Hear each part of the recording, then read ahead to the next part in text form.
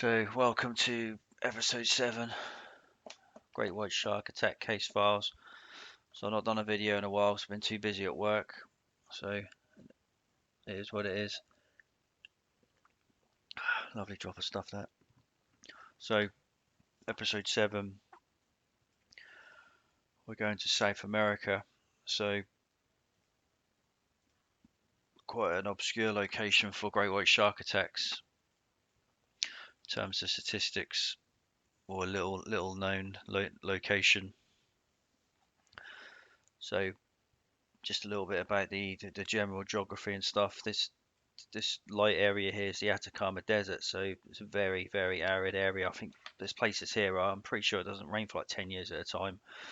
Then you have the Humboldt Current and this deep water trench here, which comes up, so very nutrient rich in the sea. So the sea actually here is abundant with life, as opposed to the sort of juxtaposed with the land, which is very arid and bare.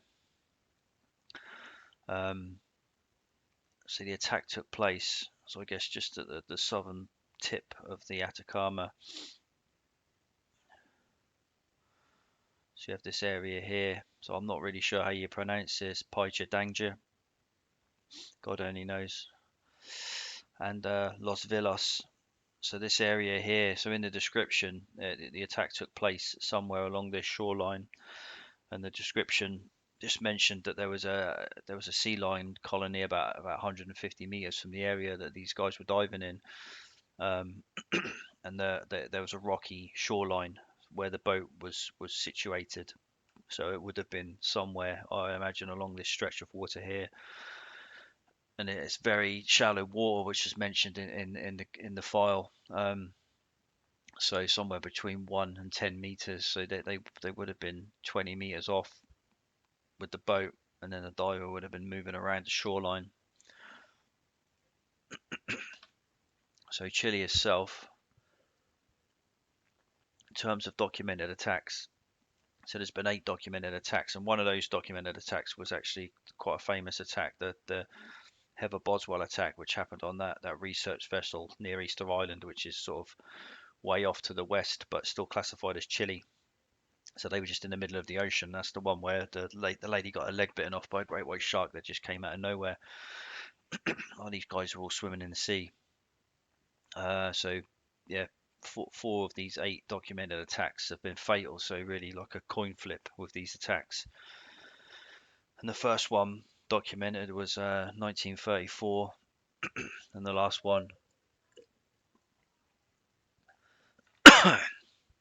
was 2012. So not that long ago was the last attack.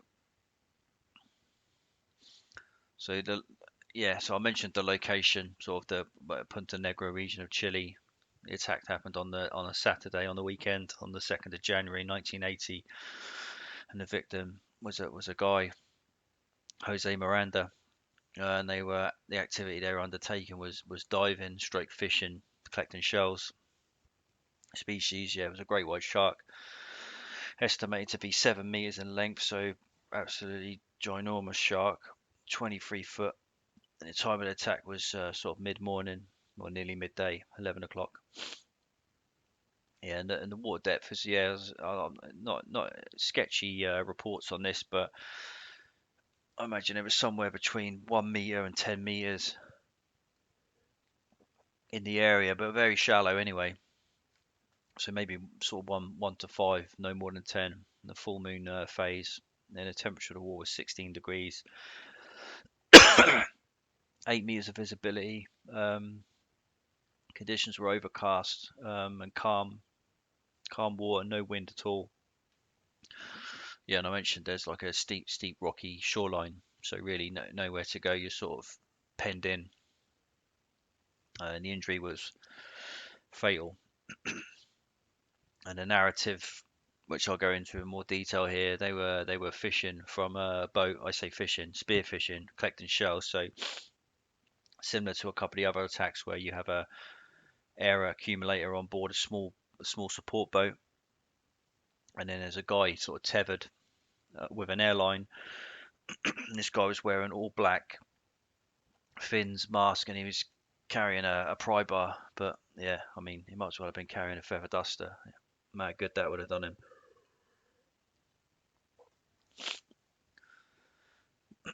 So Miranda had completed a 35-minute dive. So they've been collecting fish, spearfishing, collecting legos, which are these shells.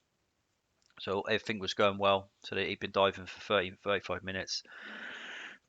And then they moved to the second location, which is the location which is about 150 meters from a sea line haul out, um, which is obviously not good, which we know. So any sharks in the area would have been aware of this sea lion colony, and the sharks would have been, I guess, actively feeding or looking for things that look like seals to attack and feed upon. So they would have been in the area, and particularly a large shark like this one would have been very territorial over anything in the water, particularly these boats, which you'll see in more detail in the attack. So the diver entered the water and he swam about 5 meters from the boat and then descended. And after about a minute, he sort of ceased moving. So with the tether line, he wasn't moving anywhere. So obviously the guys in the boat were concerned. And then they noticed they couldn't see any exhaust bubbles. So they're thinking, right, this guy's not moving. I can't see any bubbles. There's obviously something wrong. And then the pressure began to build up in the accumulator, which is obviously never a good sign. And then all of a sudden, there was a mass of bubbles sort of ascended, and it was at that moment, that very moment, that the head and the anterior trunk of a large shark broke the surface about 3 meters from the boat. So you can imagine the shock of seeing that. And not only that, when the shark broke the surface, the Miranda's sort of decapitated upper torso, left arm and shoulders were hanging from the shark's mouth by a portion of the wetsuit. So I mean, the guy had been, bitten in half and killed. And the shark sort of shook and managed to dislodge the remains of this guy and then submerge sort of in a circling pattern. So that's normally what sharks do. They'll hit the prey and then just let it bleed out, and then they'll circle while the prey dies, so they don't have to risk going in and getting injured with a dying prey. Um, it then reappeared with its head above the surface, and its mouth open, which is a common behaviour for the sharks. And then a nearby boat rapidly came to the site as the shark was circling, occasionally sort of mouthing the body. So it was sort of obviously still interested in the body, but waiting for it to bleed out. And then the motormen of the approaching boat tried to drive the shark off by revving their motors, and they partially succeeded. And the men in Miranda's boat were able to actually recover the body, which was now completely exhausted of blood, completely bled out. But they did manage to recover the body. So I imagine they had it on the side, and as they were doing this, the shark actually attempted to snatch away the body as they passed by, biting his right arm as the boat was moving off. So I mean, this is you couldn't make this up. This is like something. This is actually worse than something out of Jaws. This is horrendous. So as the shark then moved away about 15 meters, and then turned, and then actually at high speed rammed the boat like as hard as it could with its sort of head out of the water and its mouth open. So I mean, insane sort of territorial behaviour there from the shark. So then the boatman managed to actually turn the boat to avoid the collision impact on the beam, and it actually took the impact on the port stern, lifting the boat sort of out of the water, turning the boat 90 degrees, and then they managed to start the motor and escape.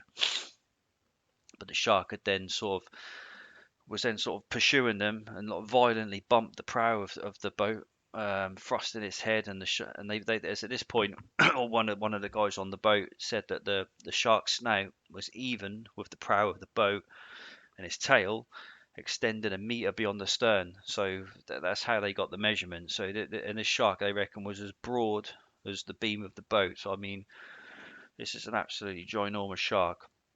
And then the boatman guided the shark towards the shoal water, and the shark actually followed them right in as far as they could get, because it really wanted to not necessarily retrieve the body, but it almost feels like it was, but it was actually, I guess, it was threatened by the boat, and because it's a similar size, It's like same with most predators. They'll go up against something their own size because they I guess they believe they can win.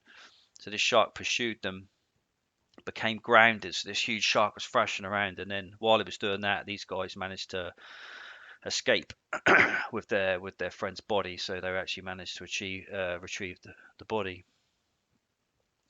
So yeah, I mean, fatal attack as we know, and I mean, you would like to think this guy died pretty quick. And it's good in a way that they retrieved the body, so they were able to do an autopsy to learn some stuff from this attack. Whatever you can learn from it. So he'd been decapitated at the seventh clavicle vertebrae, including amputation of the shoulder and left arm. So I think the clavicle's lost, as was part of the scapula, and the mass dorsal musculature was all lost, and the wounds were surrounded by sort of jaggedy cut skin. You can imagine the sawing motion of the teeth, and the midsection was wounded due to secondary bites of the shark. So I mean, so definitely this shark definitely had a few goes at him, and also there was some observations of sort of bites below where they think that the weight belt may have prevented penetration of the shark's lower jaw, which is interesting. So obviously the gear he had on may have prevented possibly further more devastating injuries, but I guess it's hard to say. But yeah, this attack was, I mean, you couldn't make this up. This is insane. So yeah, I mean, although it happened, 40 years ago, I mean, these big sharks are still out here, and I mean, they got no problem attacking boats their own size, as you can see here. And I mean, these guys in the boat were lucky to get away, in my opinion. So one fatality was counted. So yeah, hope you enjoyed that one, and hopefully be able to do a few more videos with some more cool attacks. See you later.